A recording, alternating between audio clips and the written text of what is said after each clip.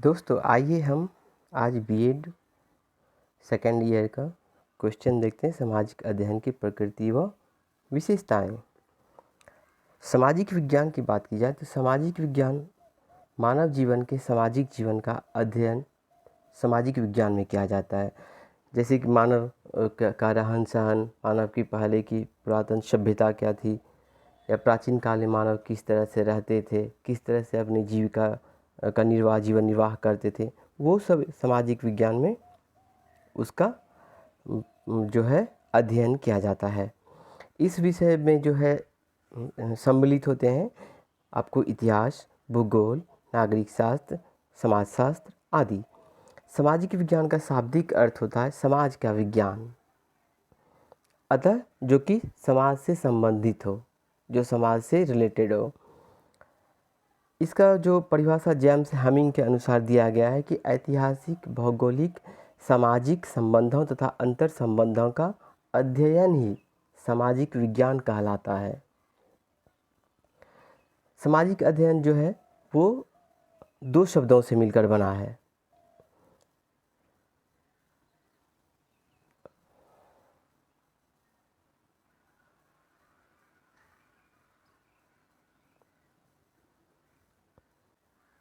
उन्नीसवीं शताब्दी तक इतिहास, भूगोल, नागरिक शास्त्र व अर्थशास्त्र को अलग अलग विषयों के रूप में पढ़ाया जाता था।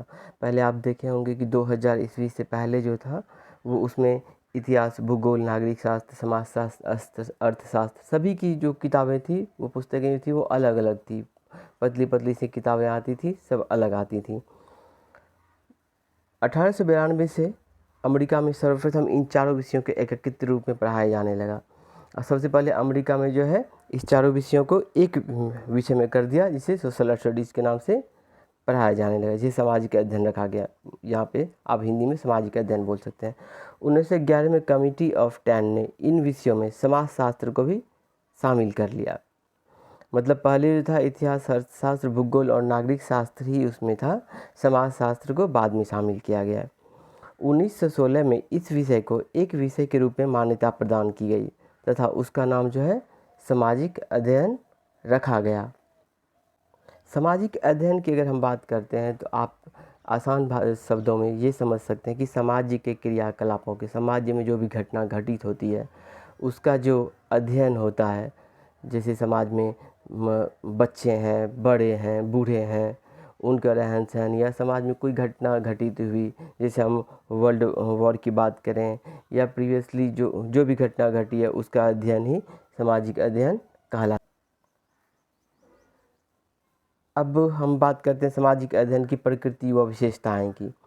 तो सामाजिक अध्ययन की प्रकृति व विशेषताएं जो है वो इस प्रकार से आप पॉइंट डाउन करके आप अपने बुक में लिख सकते हैं, कॉपी में, कि फर्स्ट नंबर, सेकंड नंबर, ऐसे करके नंबरिंग करके, कि यह मानव का सामाजिक परिप्रेक्ष्य में अध्ययन है।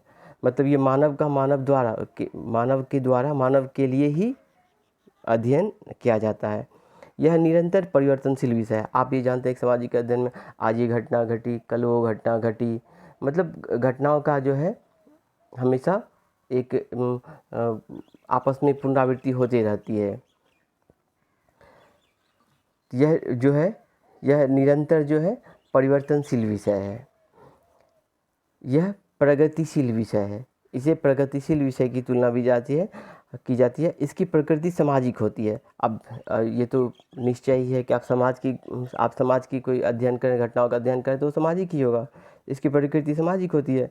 किसी भी राष्ट्र के लिए बहुत ही महत्वपूर्ण है। अब देखिए, किसी भी राष्ट्र के लिए सामाजिक अध्ययन महत्वपूर्ण इसलिए है क्योंकि हर एक के समाज में कोई ना कोई घटना घटती है। आप किसी गांव में रहते हैं, शहर में रहते हैं, वहाँ कोई घटना घटित होती है तो उसका रिकॉर्ड रखना अनिवार्य होता है। तो इसलिए जो है किसी भी राष्ट्र के लिए बहुत ही महत्वपूर्ण विषय है। यह सामाजिक पूर्णता प्रदान करता है और इसके विषय अंतर संबंधित होते हैं। इसके विषय जो है वो अंतर संबंधित होते हैं। अब सामाजिक अध्ययन के जो है विषय क्षेत्र, लक्ष्य, उद्देश्य, आवश्यकताओं को भी आप इस तरह से नोट डाउन कर सकते हैं कि यह मानवीय जीवन और संबंधों का अध्ययन है, मानव निर्मित संस्थाओं का अध्ययन है, मानवीय समाज का अध्ययन है, अतीत की जानकारी प्रदान करता है, भविष्य की तैयारी में सहायक है, संस्कृति के प्रचार प्रसार में सहायक है, भौगोलिक वातावरण का अध्ययन। आप इसमें भौगोलिक, आप सामाजिक अध्ययन में तो चारों सब्जेक्ट एक साथ से हैं आपका, हिस्ट्री, ज्योग्राफी, सिविक्स, सोशलॉजी, ये सब एक साथ हैं, इकोनॉमिक्स। तो इसलिए जो है यहाँ पे आपको देखने के लिए मिल रहा है कि भौगोलिक वातावरण का भी अध्ययन, यानी भूगोल से भी रिलेटेड आपको देखने के मिल रहा है।